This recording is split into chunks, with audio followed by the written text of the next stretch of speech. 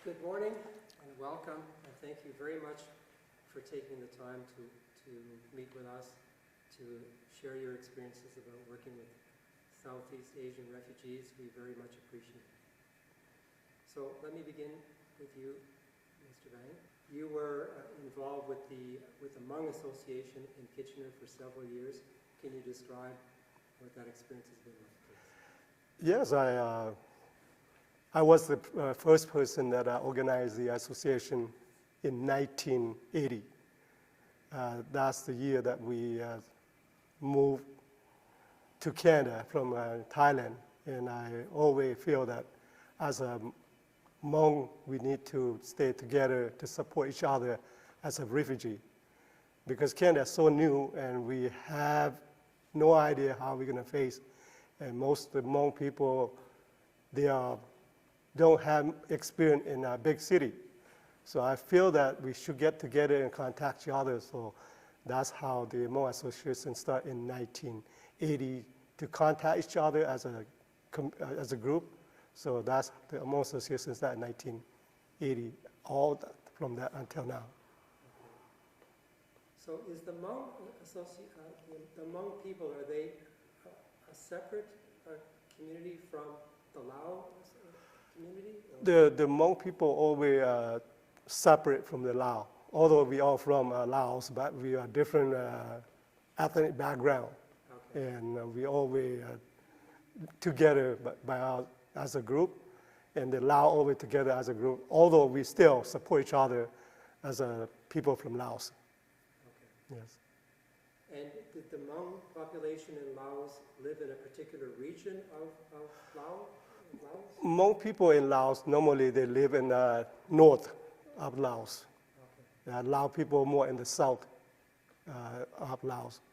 Okay. The Hmong people live in the province of Siang Kuang province, in Sam Nur, in Udon side, up north part, which is close to China and Vietnam, the border. Okay. Yes. Okay. And can you tell me about the history of the Hmong Association in Kitchener? Yes, like I say, in 1980, we established an association. Then we start having an election from year to year and have all the different leaders leading the organization as associations to support each other, especially in culture, in New Year celebration, and events like a picnic. That's how we continue, and that is a way to get together. Otherwise, the people live in their own life in this country. They have no time together. So New Year is a big one that we celebrate every year. That's a Hmong tradition, Hmong New Year, which is in December somewhere in the middle of December. But now in Canada, we always celebrate in November because the weather is so cold, and in December it's very hard for people driving and finding the place. So workshop, we also have a whole workshop to help the Hmong people, like education, health, and other workshops for men and women and young people. So that's how the Hmong Association continue. The big one is a celebration, and a New Year celebration and the picnic. Well, athletics, you do a lot of athletic stuff too. Yeah, soccer, that's very popular for Hmong people.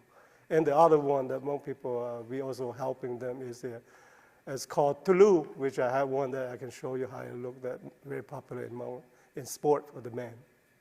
Yes. Mr. Balmer, can you talk to me about your involvement with the refugee population from the beginning? Okay. Well, I came to Kitchener from Denver, Colorado, and in Denver, the Hmong and the Laotian and the Vietnamese had settled after the 1975 U.S. withdrawal.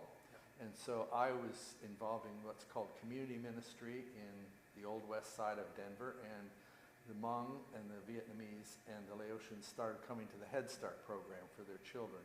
And that was where I first got acquainted with the Hmong, but I didn't know them that well. And then when I moved here to Kitchener in 1979, the Hmong were also moving here at the same time, and the church that I was one of the pastors of had sponsored a Hmong family. And so I was working with the Hmong support committee to help them be most appropriate to the family, and learning to know a little bit about the Hmong. And then the Hmong Christians had formed a bit of a church fellowship out in New Hamburg, which is just west of Kitchener. And they decided they wanted to move to Kitchener where more people could get to the church easily. And so, first of all, they had a Bible study with one of our senior Mennonite ministers in the region, and then asked if they could come and use the church every Sunday, which the church agreed to, and I was the one who was the liaison with the Hmong and started developing a closer relationship with many of them at that point. I have had relationships with their ministers, often helped. Their first minister was a very young man, and he'd had a bit of Bible training in the refugee camp, and so he was selected to be a minister, but he really needed a lot of help in terms of what does it mean to be a minister and how do you help people with this or help people with that. Like one of the, and to be a liaison with the Hmong community and the other services and governments that were in. Lao had been working with Mennonite Central Committee, and he was like a social worker for the Hmong, but Tong Hang, who was the new minister, he was wanting to be a minister, but he also needed to deal with lots of other things. Like the one I remember the most was when there was a funeral and the head of a chicken got cut off at the funeral home, and which is part of the ancient traditions. And I knew the funeral home director very well, of course, and so I helped negotiate what we would do in terms of the Christian part of a funeral, the Hmong part of a funeral from the ancient faith that they had, and what Western customs would be. So there were a lot of little experiences like that. Another one was the Hmong. I called in because the Hmong people wanted me to celebrate a wedding for a 14 or 15-year-old girl. So I called into the registrar and they said, well, I'm sorry, Reverend Balmer, you cannot officiate a marriage for a 14-year-old girl or 15-year-old girl. And so I said, but it's their customs. This is the way well, they're not going to have that custom in Canada because you can't do it in Canada. So Tong Hang and Lao Vang and myself went down and talked with Family and Children's Services and got all the basic information, and then Lao and Tong basically communicated that nobody under 16 would get married in Canada, and that it was a danger to the husband because he could be accused of statutory rape. So we worked through little big things like that, and the church kept growing. The Hmong church actually reached out and would take gifts to other Hmong people at their New Year or at Christmas. They did a lot of youth activities and had regular services at First Mennonite Church, which was now First Mennonite Church and First Hmong Mennonite Church. Okay. Could you talk about what are your memories of your relationship with the Mennonite community at the beginning? And given what Pastor Balmer just talked about, you would have had to, I suppose, negotiate what was happening with your culture and the Canadian culture as well. How did that work? Yeah, with the culture different is because some of them already are Christian, and some of the majority are still have their own faith, a traditional faith of we call the believer ancestor belief, and that's what we. At the beginning, a lot of people having difficulty into Canadian culture or Christian culture or Western culture. But what we do is we try to educate to the Hmong people that we are in Canada, we're not in Laos anymore. And we have to follow the Canadian law. And to do that, we also need to educate and work with especially myself when I was working with MCC for 3 years, 1980 to 83. That time, I also helped to explain to many of the sponsors about the Hmong culture. So mostly, we all work together and understand each other. The part that I would have to do the most is the Hmong, because we are in Canada.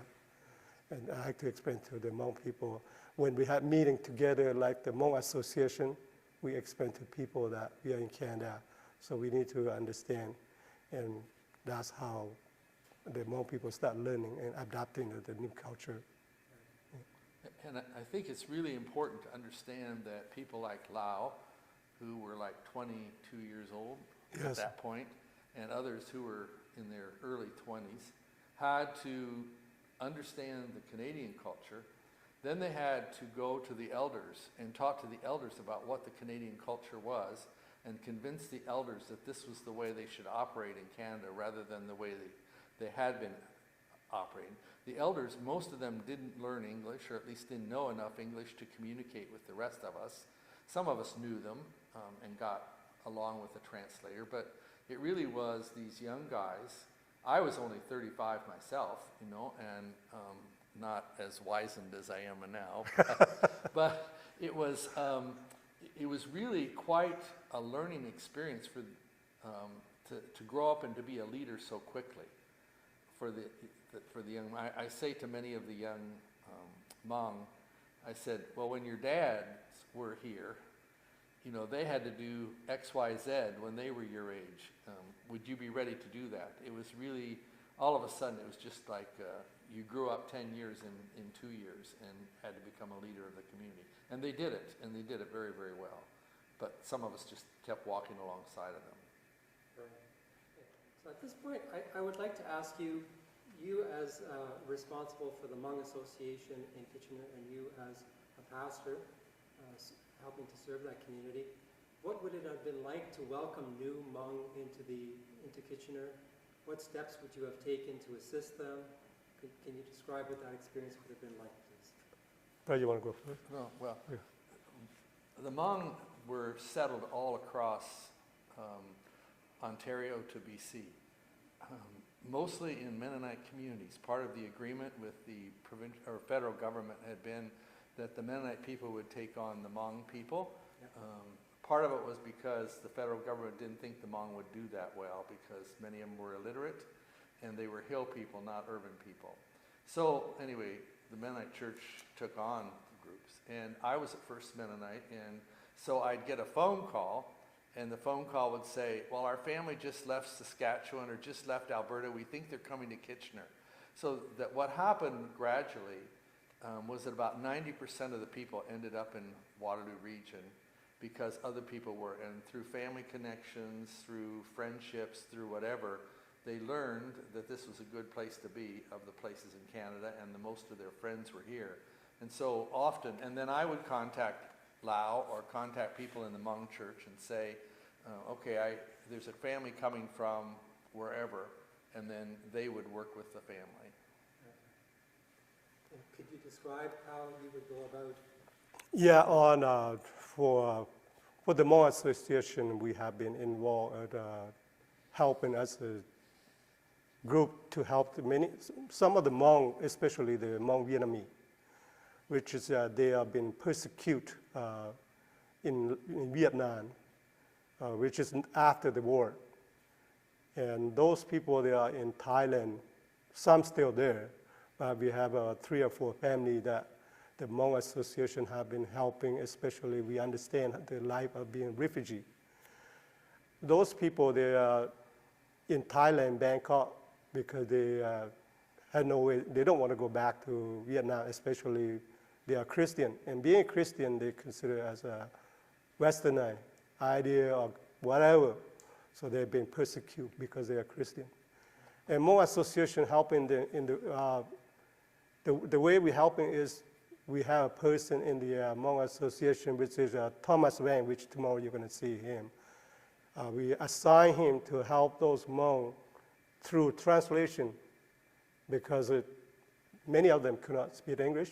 So translation through on the phone or by mail or email, and that's what the Hmong Association helping them.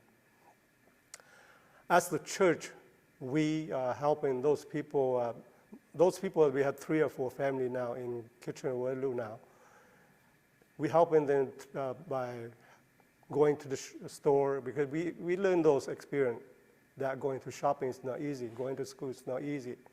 And those people are sponsored by the government of Canada. So we say, okay, we're willing to help them, bring them here, and we will support them. So that's how the church doing, helping those people as a Hmong community and as a Hmong church, which is the first Hmong Mennonite church and the Hmong Association in Canada. We work together to support those people because we understand that it's not easy, especially myself. I'm the first person that came to Canada in 1979. I came with fear with my wife, which is the picture that you see, which I showed you earlier. Fear. I have no idea what's going to be turned out, and we know that those Hmong people are going to be the same.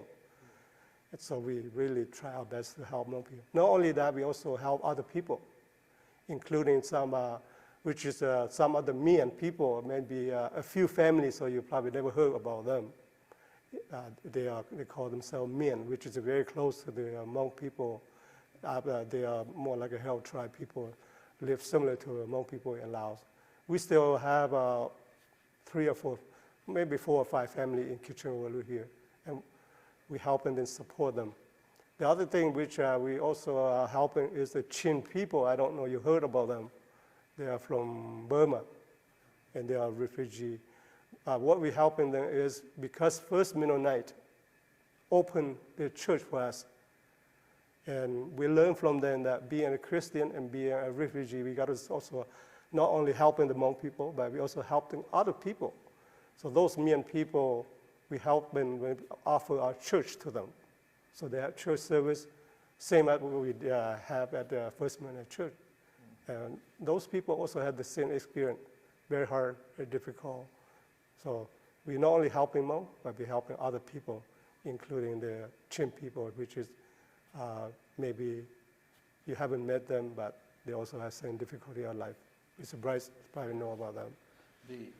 So what's kind of happened is Mennonite Central Committee and many of the Mennonite churches have moved on to help Afghanis and to help Somalis and to help people from Rwanda and other people.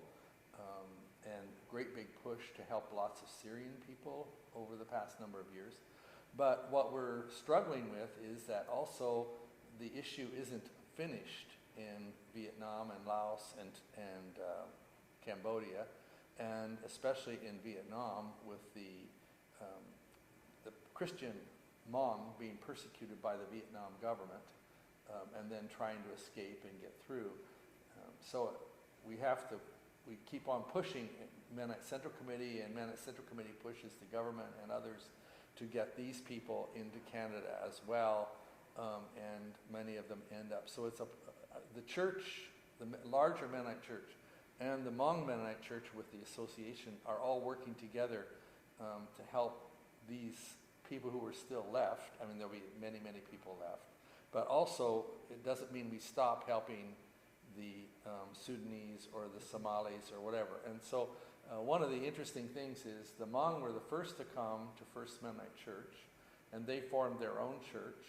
And then in 1986, the Central Americans started to come to First Mennonite Church, but they integrated with First Mennonite, so it became a Spanish-English church. And now in the last 4 years, or 5 years, the Sudanese have come to First Mennonite. So now it's an English, Spanish, Sudanese, or Arabic, I guess it would be, congregation, which is a very interesting combination. But and they're a congregation. They do all the congregational things, but how do I want to say it? The color is a lot more exciting and interesting than it used to be when it was all white. So as I understand it, there are still populations especially in Vietnam and Laos, that are being persecuted because of their faith. That's right, yes. Not only faith, but because the Hmong have been involved with American. The CIA, which that's the Vietnam War, that's why we're here. Because in Laos, Hmong really one of the group that support American. especially in the north of Laos.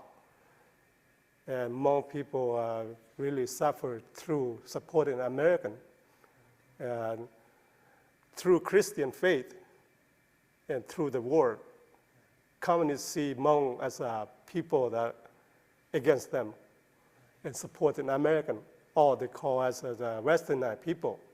And that's why when you become Christian, then they see you as an American, see you as a Western people, or see you as a Canadian or whatever, because in over there, like I say to many people, we don't know who's Canadian, we don't know who's French. When we see a person, we always think they are American. So when you are Christian, they always consider Westernized people. And we have been persecuted in Vietnam because we relate to the Christian faith, and because we relate to the war. Mm-hmm. So when the you memories of the war. Yeah, and tomorrow you're going to ask some other people, and that's how we're going to be, why we're here, because the Vietnam War, because we support American in the war. Okay. Yeah. I'd like to come back to the support that you would have provided to new refugees coming to Kitchener.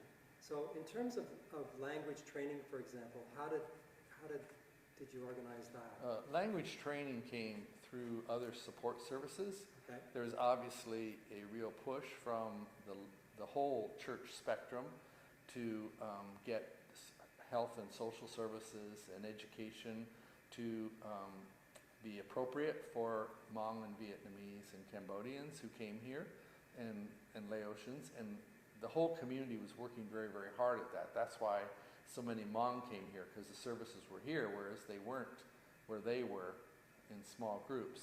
And the other thing we had here that was really remarkable is we had a couple of businesses who hired Hmong people, particularly. One was Custom Trim, because many of the women are very fine seamstresses and can do fine embroidery, and that's what Custom Trim needed. And then there was Northfield Manufacturing, and they happened to hire a lot of Hmong people as well. What was really hard,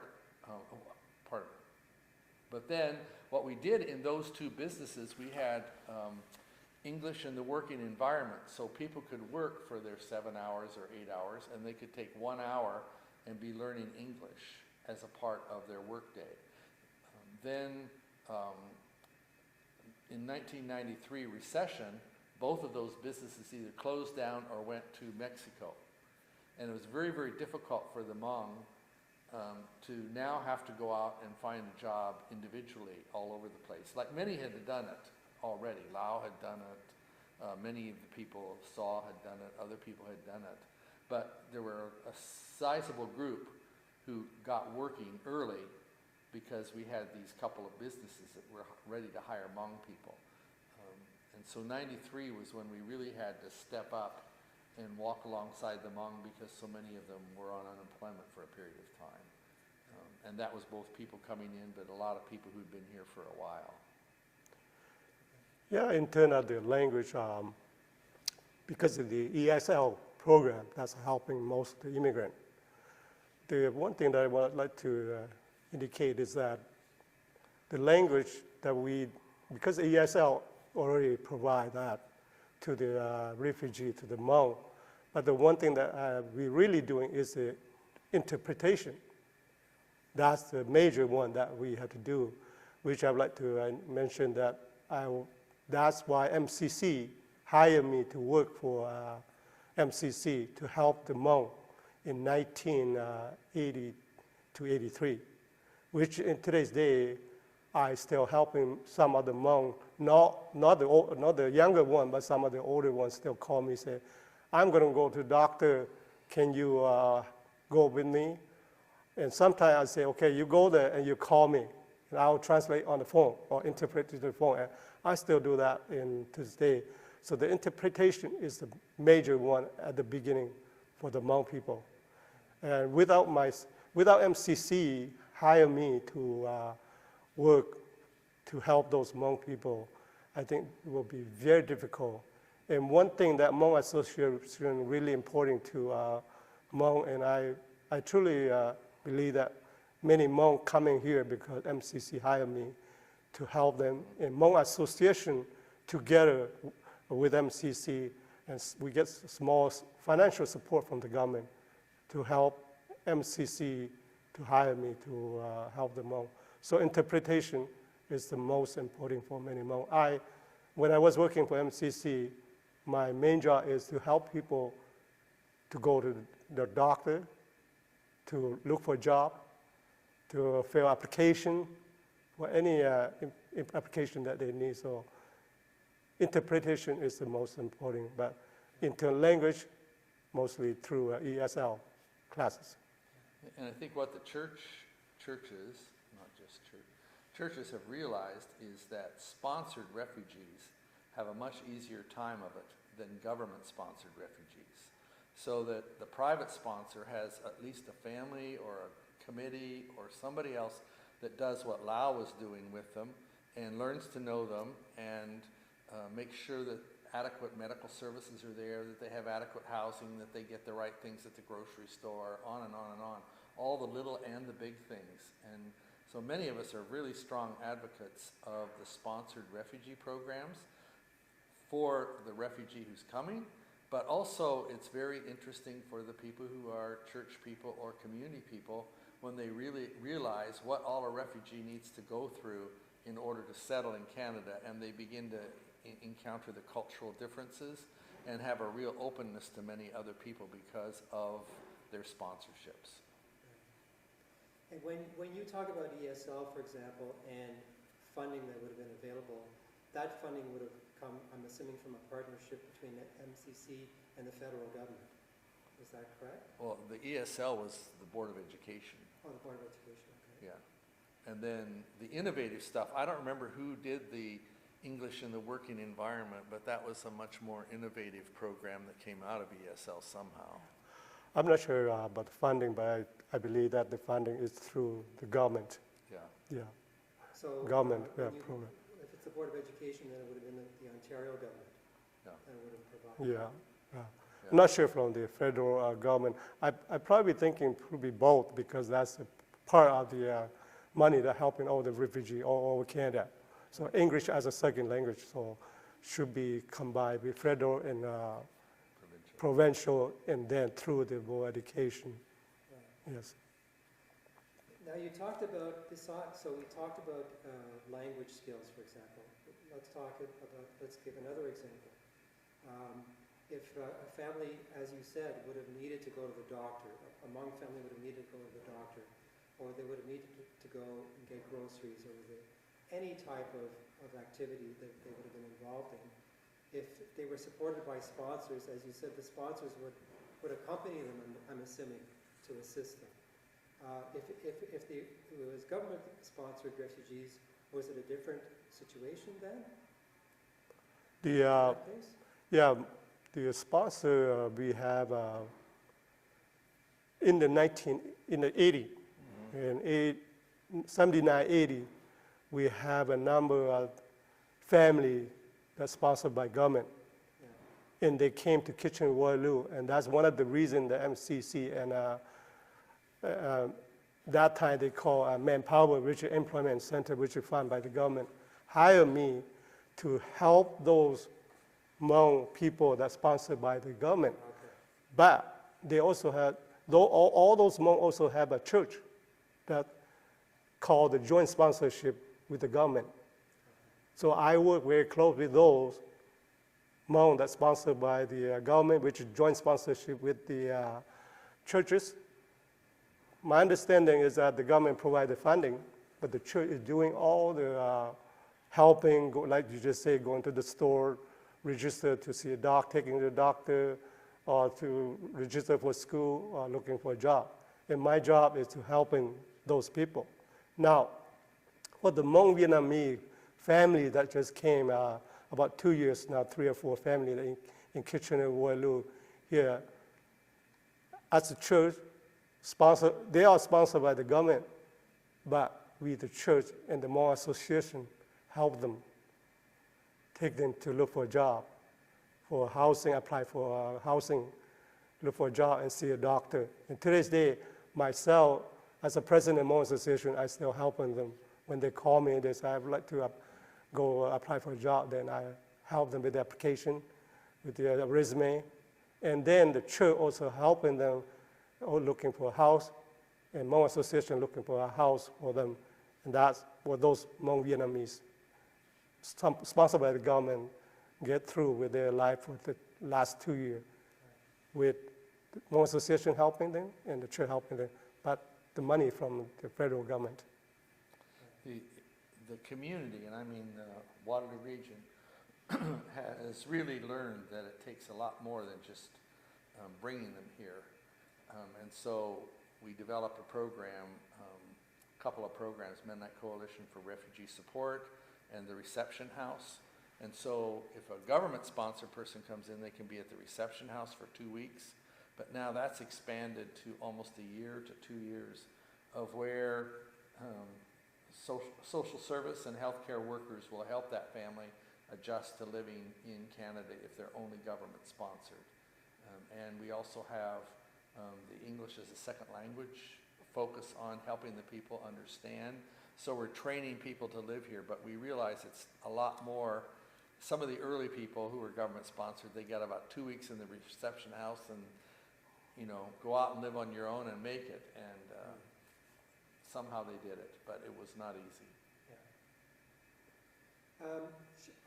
I'm going to assume that there are now established long-term relationships between former sponsors and the Hmong population, that this still goes on over the years. Many people have become friends of each other, not just Hmong, but also others that have followed. They have friends. We're doing an event on the 20th of October to celebrate the 40 years, and we're going to have the sponsors are going to be invited, and the churches those sponsors were part of, and the government workers and the refugees, the people who were refugees then themselves, who were Vietnamese or Hmong or Laotian or Cambodian, and we're going to have an all-afternoon gathering at Steinman Mennonite Church, and there's a lot of excitement in the community to get together again and to see people we haven't seen for a while, even among the government workers, to see some of the families or to see the refugees or to see whatever. So it's become kind of fun that people really do want to get together and reconnect if they've lost connections. Yeah, their relationship continue. Yeah. Like myself, when we came to Canada, I was 22, and my daughter is almost 1 year, my wife's 18. And we see the sponsor as a parent. I even call my sponsor as a father and mother, and call their children brother and sister. And those friendships still continue out until today. We still visit each other and support each other. The only thing is that we're facing now is that I'm getting older, my sponsor getting older, and we start having a different situation and health issue, and that's something that we had to struggle with our health, but the friendships still continue. Not only myself, but most Hmong people still see their sponsor as a most important people. Without them, we would not be able to have our life easier than us today. Because at the beginning, like I say, you never know. I had no clue when I come to Canada.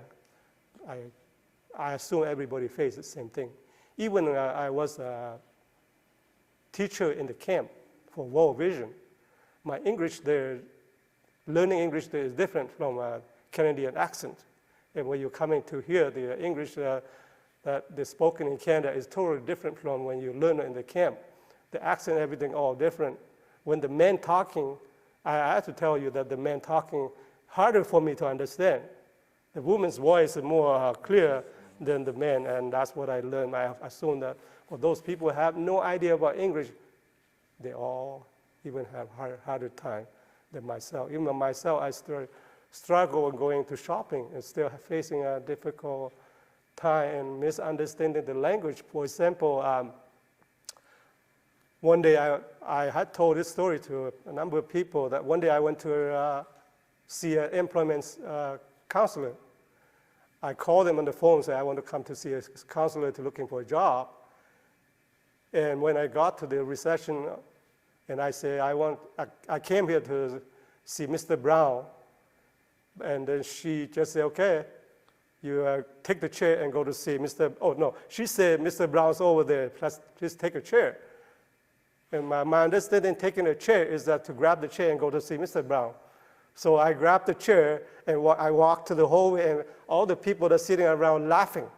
And I just couldn't understand. Then I looked at the receptionist, and she said, oh, no, I mean, put the chair and sit down. And looking at my story here is, to me, what about those people that had no English, understand nothing? Very hard for them. And one time, my wife and I went to shopping. My sponsor bought a little car for myself and my family, and we went to the store. In our life in Laos, we don't have a shopping mall. We just go to the farmer market, and they bought us a little shopping cart, and we got to the store, and my wife talking about, should we leave the little car here, or should we take it inside? And we decided, okay, we leave the car outside, because if we take it inside, they say we stolen the car. So we leave the shopping cart outside, and we went shopping inside. We got all the food. We came out, the shopping cart's gone. See, understanding the life in here is very difficult. It's not easy.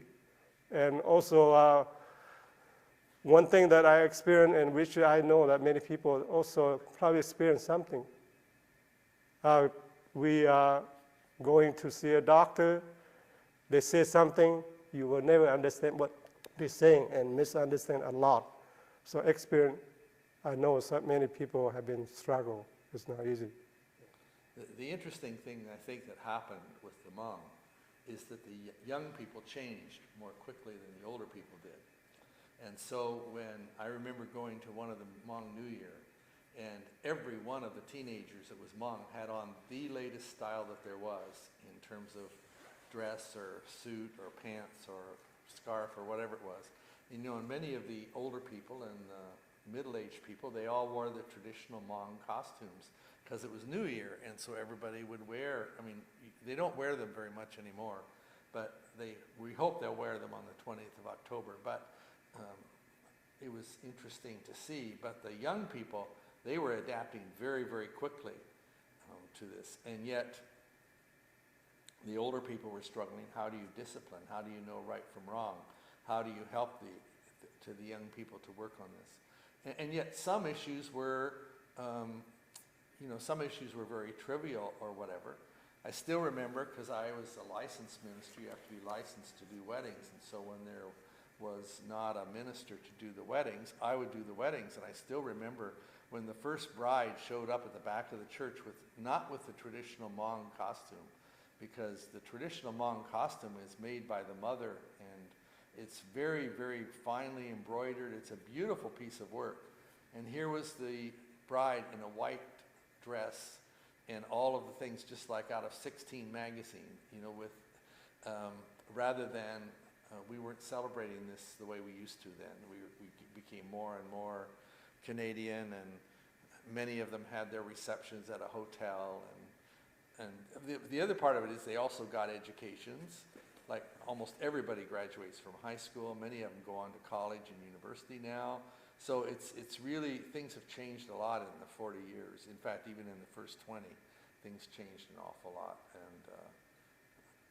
But people still have their original outfits traditional outfits, right? Yes, some of them, yeah. Yeah. And anyway, so it's been a real, but it still is somewhat hard for some of the people who have young adults as children to try to discern what values are appropriate or inappropriate based on marriage customs in Laos and what they grew up with and what they did and now what their children are doing. Right. It's still an important topic. Does the Hmong Association make an effort to continue to teach the Hmong traditions? Yes, we a number of things that we like to maintain. The marriage tradition, although in the Hmong tradition, we try to, many try to change the Western Christian tradition, But one thing in Hmong tradition we still have to maintain is that in Hmong tradition, when a man and a woman are going to marry, had to be two elders from each side to negotiate, to talk internal. Maybe in Hmong tradition, I don't know other tradition, but you have to talk about some gift they're giving to their parents. So that's going to be a negotiation between the two elders from represent their boy and the girl. Many of them now don't. They just say, okay, marry for free, no more gift. But as a son-in-law or new bride, you always have to offer and say, we are very appreciative for having a beautiful daughter to be my wife. So this is the offer. And the parent can say, oh no, we don't want to do that anymore. That tradition is gone. But some people say no, some people still say yeah. But the one thing is that the money, remember that the money has, or even the parent welcome to take the money, but almost half of them are given back to their daughter or their son-in-law, or the money also buying food and eating. So just to please each other, but the money in today's day, we are changing, many of them do not carry back. The negotiations still continue. We believe that that's a tradition, and that to make sure that they both really agree to marry, rather than just marry for a couple years and then run away. Because the negotiation is they're going to ask a number of questions. Are you really like each other? Are you really want to be together? In Hmong tradition, we don't marry for a month or year. We marry for life. That's why we need the negotiation. And that's one tradition that Hmong Association would like to continue and to maintain. The other tradition we would like to continue is the name.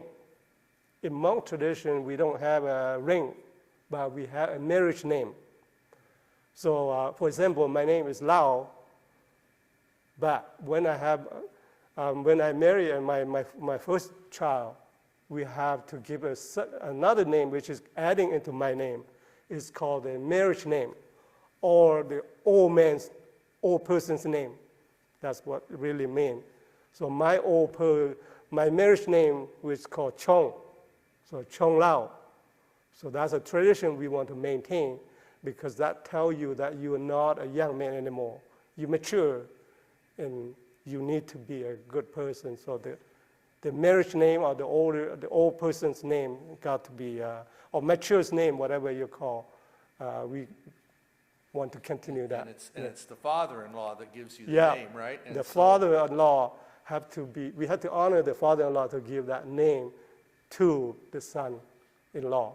But in today's day, more flexible now, asking, we will be honored to be there at the celebration or the new name, but let you to decide which name you want to be called. And the name had to be a meaning to add into the given name. That's a tradition we still maintain. The other tradition that we still maintain is the Hmong New Year, which is the biggest celebration every year, and that's what we need to continue. And which is this year on November 2nd, which is we will celebrate the New Year and the 40 years in Canada together in close to Kitchener here.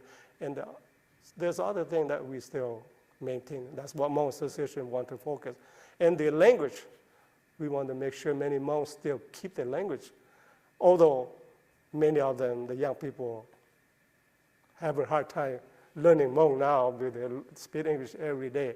Language in the speaking and reading, we have Hmong written language, which is very similar to Vietnamese language or written language, because been created by a French missionary to the Hmong people in Laos, and we have written language.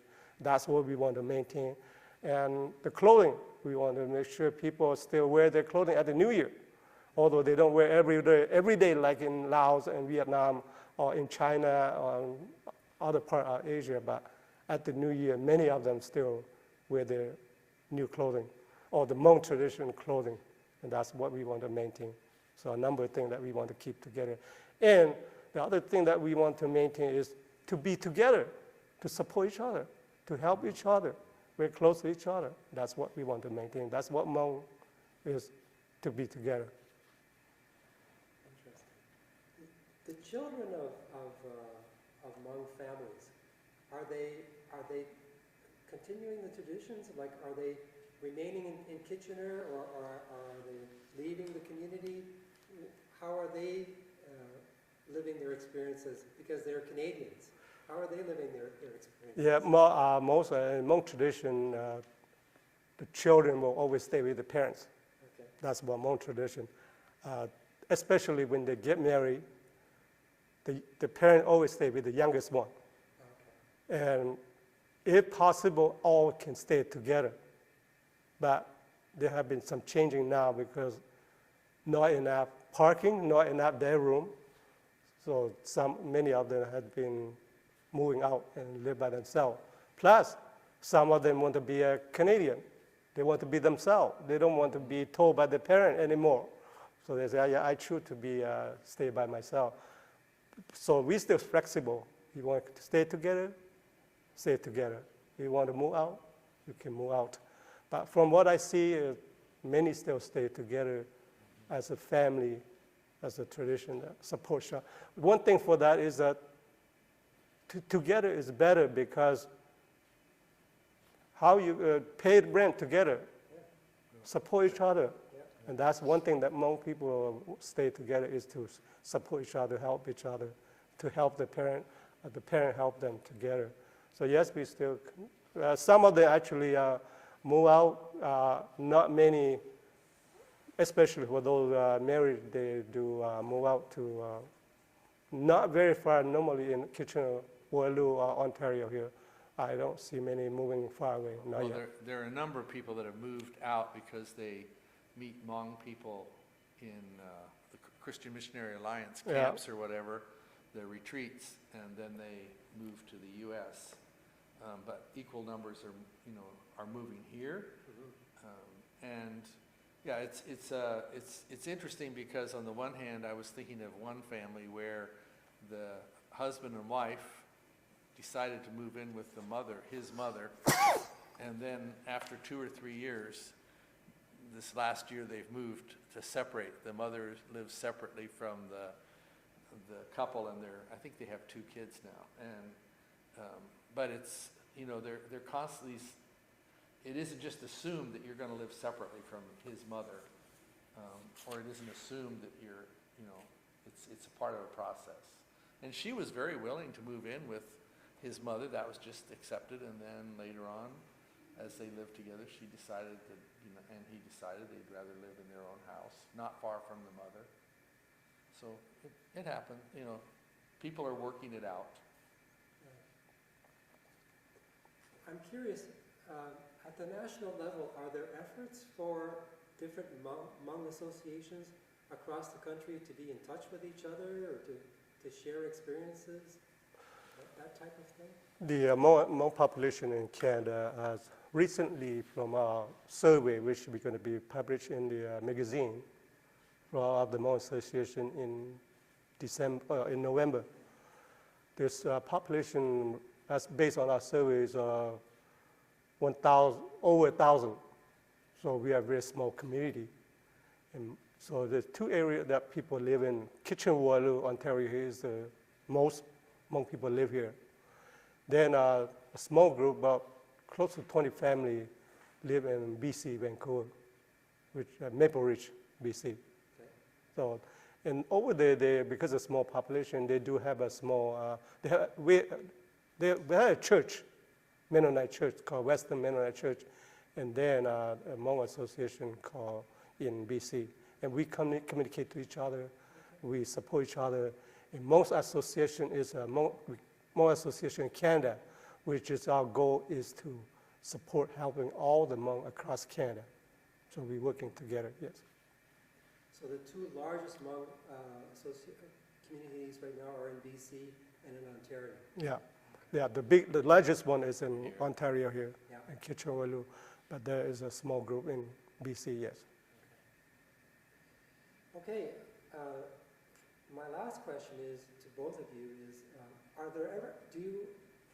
are you ever approached by different organizations or by community groups or by a college or a university or something to come and make a presentation about what it was like to be among individual establishing themselves in Kitchener. Does that ever happen? Do you ever have opportunities to share your stories? We haven't been approached by anybody, but our goal is to make sure people know that we are Hmong and we are adapting into Canadian society. We are Canadian. We proud to be Canadian. We want to live here and we want to die here. This is our country, especially myself. I'm getting older now. And this is my home, my country. And I want to retire here. So we try to let people know that Hmong people is a good people. We work hard. We want to be a good citizen.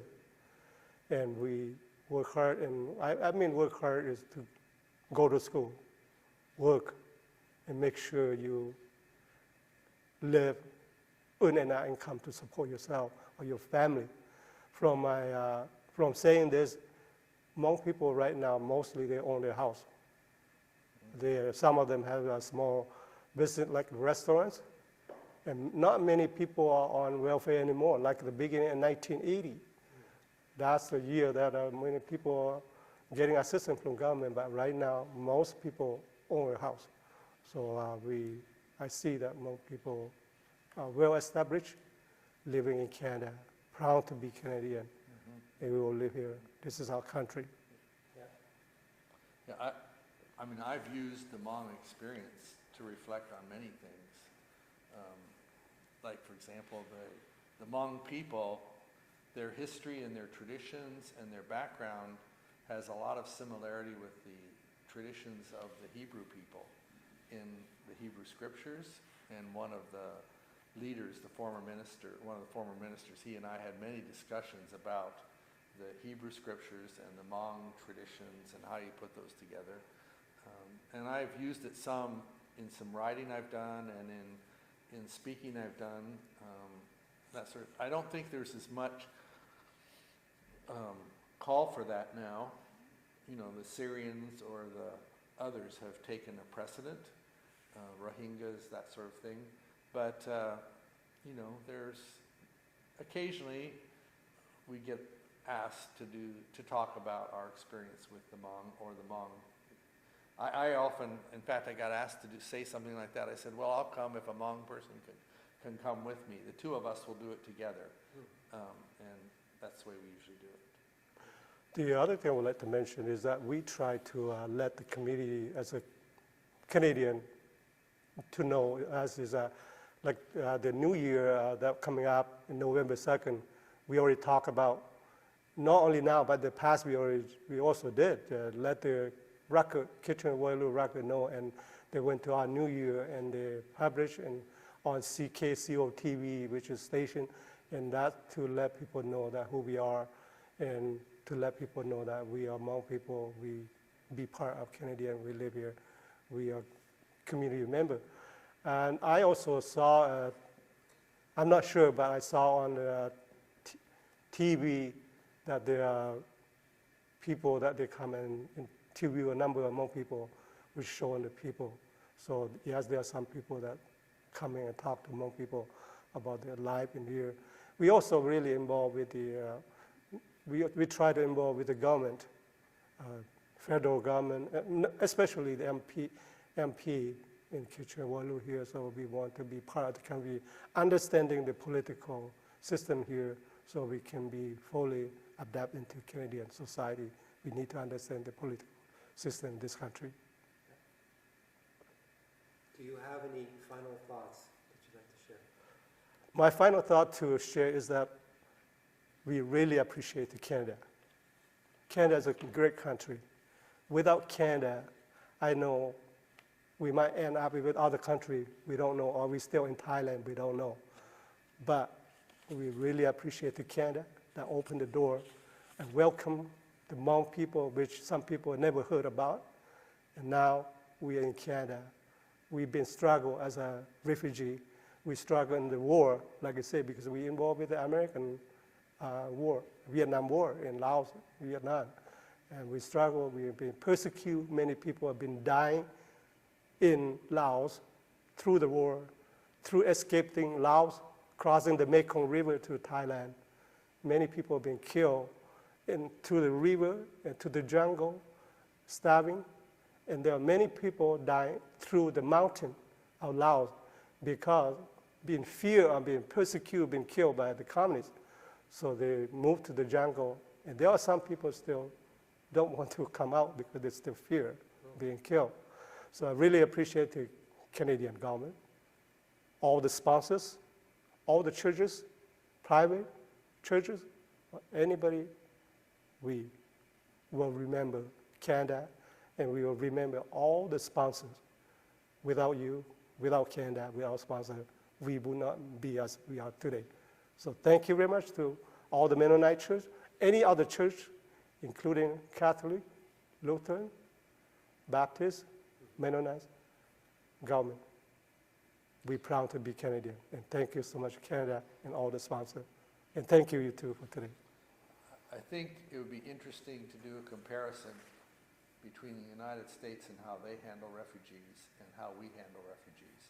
There's still a lot of Hmong people on social welfare.